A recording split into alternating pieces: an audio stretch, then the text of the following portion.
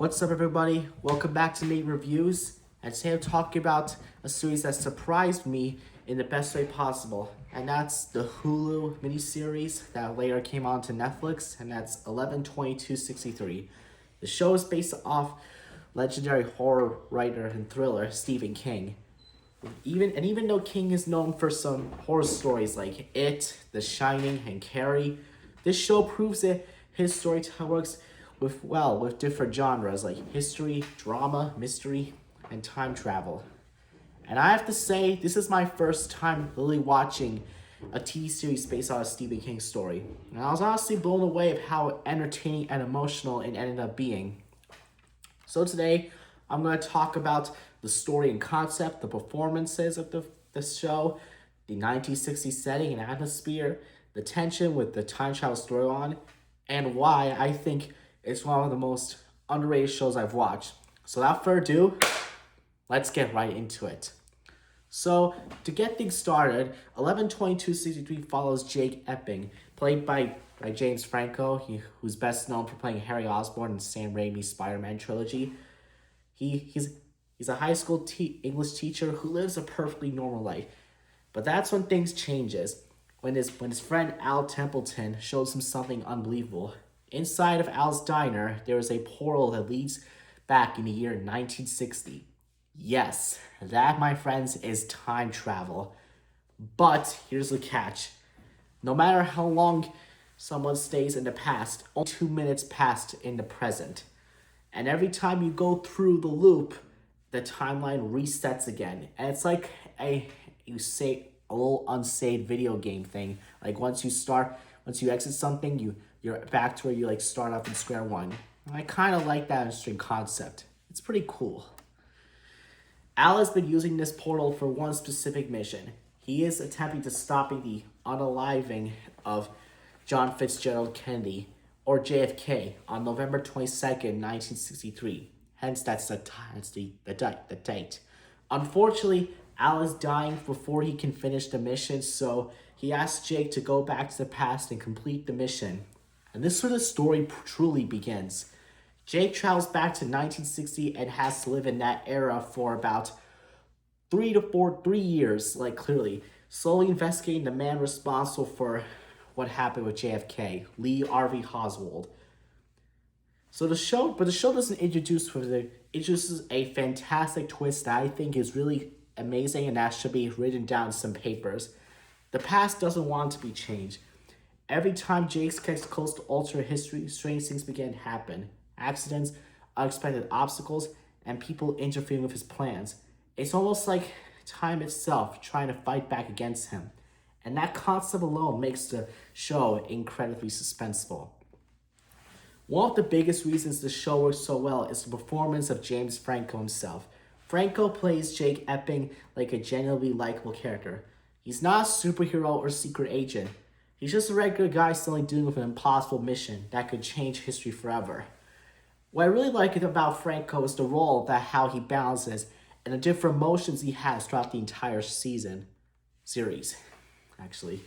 You see Jake's experience. His curiosity about the past, his fear about the consequences about his actions, determined to save JFK and stop what caused his unfortunate passing, and eventually the emotional conflict about whether he should change history at all. Because the more time Jake spends in the past, the more complicated everything becomes. And that leads to another major part of the show. And that's the romance storyline. One of the surprising parts of 11/22/63 is the emotional love story between Jake Epping and Sadie Dunhill, played by Sarah Godin. On Jake's first mission, it should be simple, just save JFK. But while living in the past, he starts building a real life there. He gets a job, he makes friends, and he falls in love with Sadie. Their relationship becomes one of the most heartfelt parts of the entire series. Because Jake knows something Sadie doesn't, if he succeeds and changes history, their relationship might disappear. That emotional conflict adds a huge layer to the depth of the story. It's no matter about saving the president. It's about whether changing the past is actually worth losing the life you've built there. Another thing that absolutely nails is the recreation of the early 1960s. The production design, the costume, the cars, the music, and locations feel you in that era. Like I felt like absorbed when I'm watching that series. And it's pretty fun. You really feel like you're stuck back in that time period. The show also doesn't ignore the darker aspects on the era.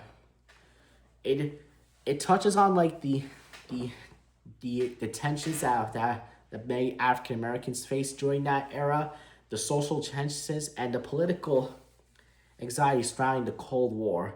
All of that makes the world feel real and grounded. It's not just a time travel adventure, it's a historical drama. And there's the tension in this changing history.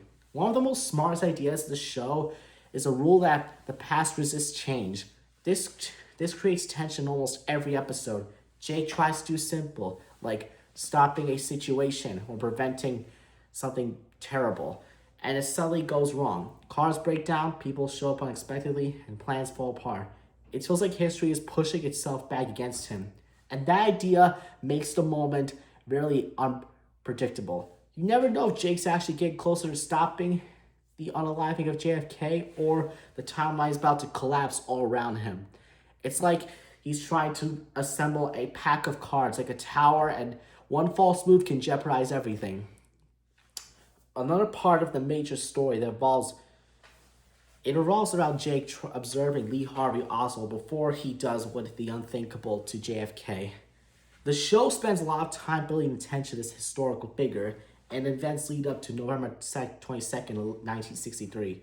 Instead of rushing to the finale, the show slowly builds the suspense over the entire series, and that slow makes the final episodes increasingly intense.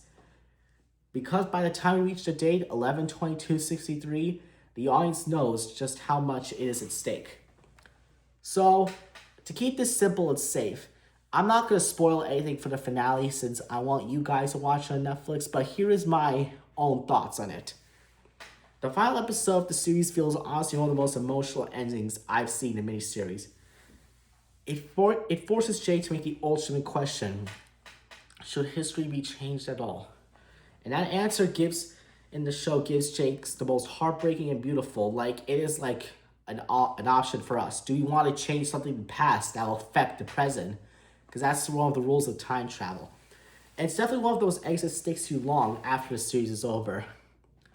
Now here's what I think why 11/22/63 is amazing. Personally, I think it's great for several reasons.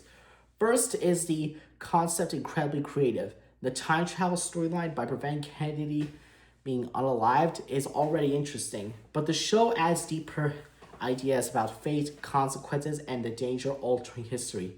Two, the performances are fantastic, especially James Franco and Sarah Galdan. Their characters feel more emotionally grounded, and that's what makes the story even more powerful. Three, the atmosphere of the 1960s is beautifully recreated and makes the world immersive.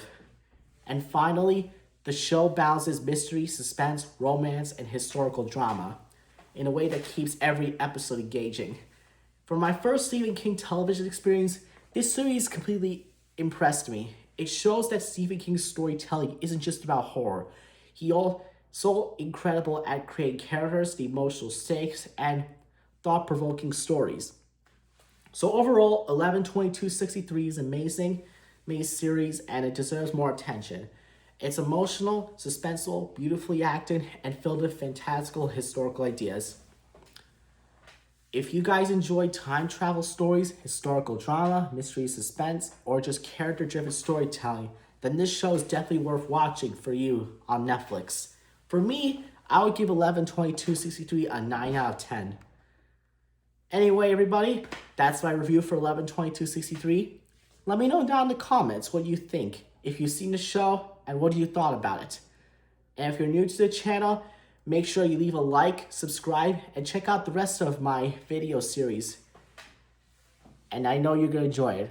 But anyways, I'll see you all next time, and have a wonderful evening.